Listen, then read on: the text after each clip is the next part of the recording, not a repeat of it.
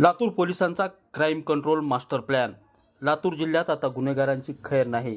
सर्वसामान्य नागरिकांना सुरक्षित आणि निर्भय वातावरण देण्यासाठी लातूर पोलिसांनी एक मोठं पाऊल उचललं आहे.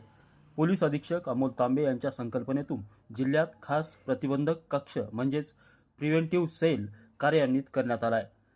लातूर जिल्ह्याची कायदा आणि सुव्यवस्था अबाधित राखण्यासाठी पोलीस आता ॲक्शन मोडवर आलेत.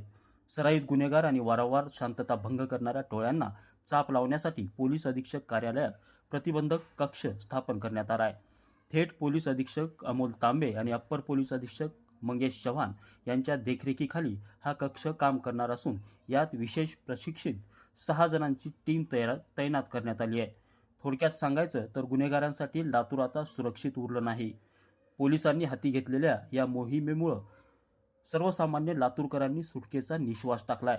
जर तुमच्या परिसरातही काही संशयास्पद हालचाली दिसत असतील तर त्वरित पोलिसांशी संपर्क साधा असं आवाहन देखील यावेळी प्रशासनाच्या वतीनं करण्यात आलं आहे. नितीन बनसोडे, एकमत डिजिटल, लातूर.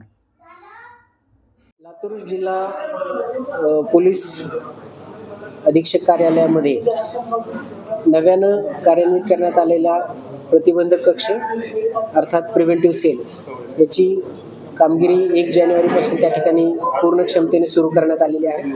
या प्रिव्हेंटिव्ह सेलमध्ये थेट पोलीस अधीक्षक, अप्पर पोलीस अधीक्षक यांच्या देखरेखीखाली एक अधिकारी आणि 5 अंमलदारांची एक स्वतंत्र टीम त्या ठिकाणी करण्यात आलेली आहे. लातूर जिल्ह्यामध्ये 2020 पासून दाखल असलेल्या सर्व गुन्ह्यांचा जो डेटा आणि गुन्हेगारांचं रेकॉर्ड त्या ठिकाणी एकत्रित करण्यात आलेलं आहे.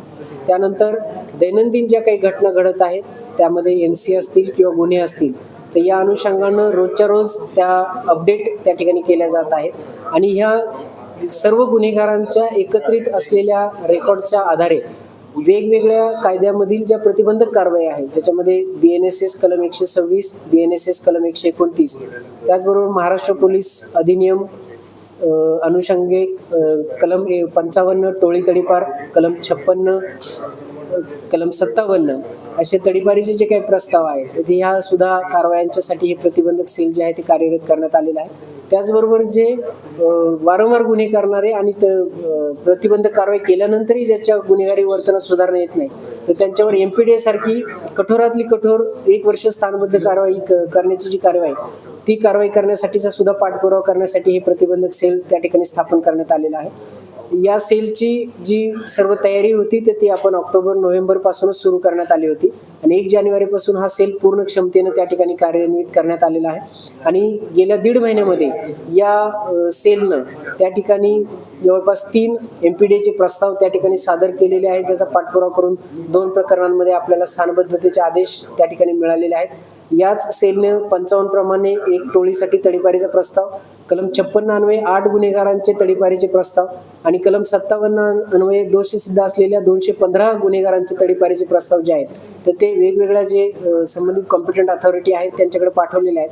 हे केवळ प्रस्ताव पाठवून हे सेल त्या ठिकाणी थांबणार नाही तर त्या प्रस्तावांचा पाठपुरावा करून या सर्व प्रकरणांमध्ये त्या ठिकाणी तडीपारीचे आदेश निर्गमित होईपर्यंत हे सेल त्या ठिकाणी कार्यरत राहणार आहे. आणि या सेलच्या माध्यमातून गुन्हेगारीवर नियंत्रण आणणं आणि गुन्हे होऊ नये म्हणून प्रिव्हेंशन करणं हाच या सेलचा प्रमुख उद्देश आहे. किंवा एखाद्या गुन्हेगाराकडनं परत दुसरा एखादा कुठलाही गुन्हा होऊ नये म्हणून जबर त्या ठिकाणी प्रिव्हेंटिव्ह कारवाई करणं हे ह्या सेलचा उद्देश आहे.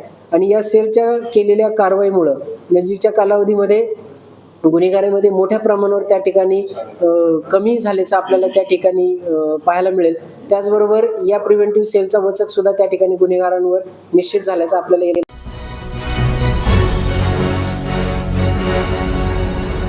Thanks for watching Ekmat Digital.